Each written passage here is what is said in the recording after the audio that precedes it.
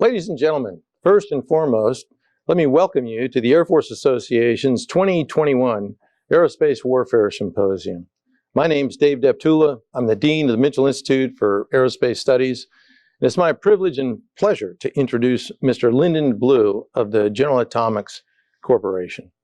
Now, I think most of you are familiar with General Atomics and its ability to introduce new and innovative warfighting constructs that allows our military to achieve our national security objectives. Now, probably most familiar are the Predator and Reaper remotely piloted aircraft. But it's important to understand that General Atomics expands their insights and thought leadership into all realms in every domain of military operations. So, Mr. Blue, let me start right off the bat by jumping in and asking you a question about the Central Command Commander, General McKenzie, last year testified in front of Congress that the Reaper was the platform of choice in his command.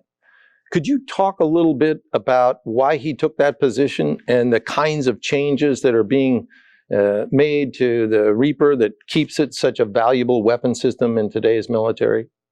Sure. Thank you, General Deptula.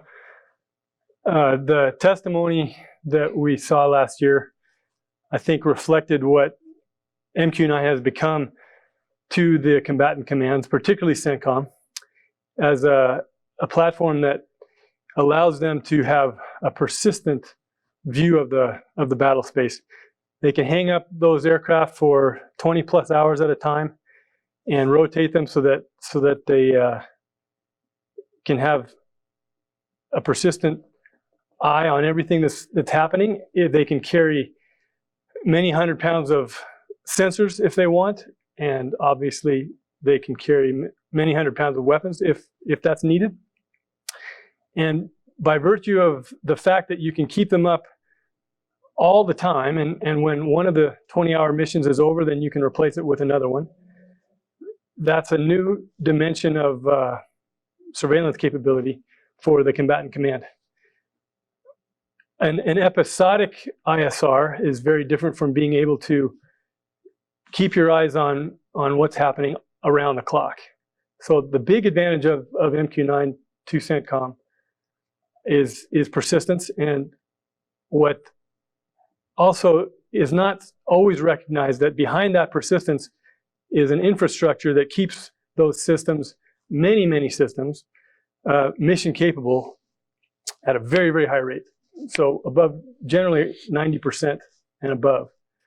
That's somewhat unique in the world of military aircraft, and that sustainment capability is built on years of experience that the company now has, keeping those things operating essentially all the time. So those two things together, I think, is what General McKenzie was reacting to. Very good. Now, as you know, the military is looking to the future and now engaging in great power competition. What can you tell us about the value of the MQ-9 in those kinds of operations, and what kind of adjustments are being made or modifications to the MQ-9 to make it relevant for near-peer fights?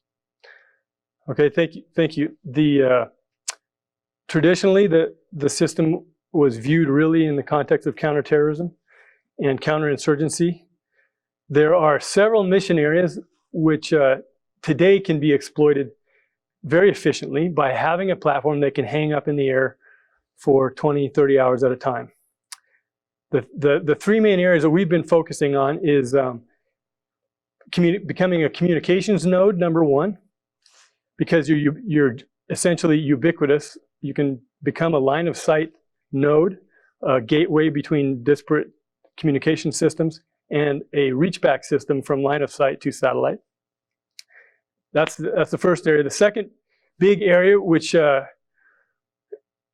can experience a new dimension in the near-peer fight, would be electronic warfare. And I would emphasize the passive aspect of electronic warfare first. And that means being able to stay up all the time, not episodically, and collect signals from, for example, from integrated air defense systems from SAM radars all the time. So there's a big potential, and we've been working on demonstrating these kinds of systems, on doing operational evaluations of these kinds of systems in real world environments. And the third area is maritime surveillance.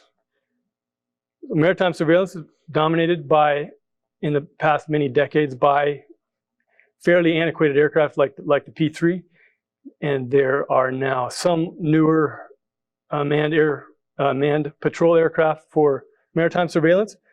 But to augment those fleets, an unmanned fleet that has endurance on the scale of 30 plus hours and can also carry surface search radars and even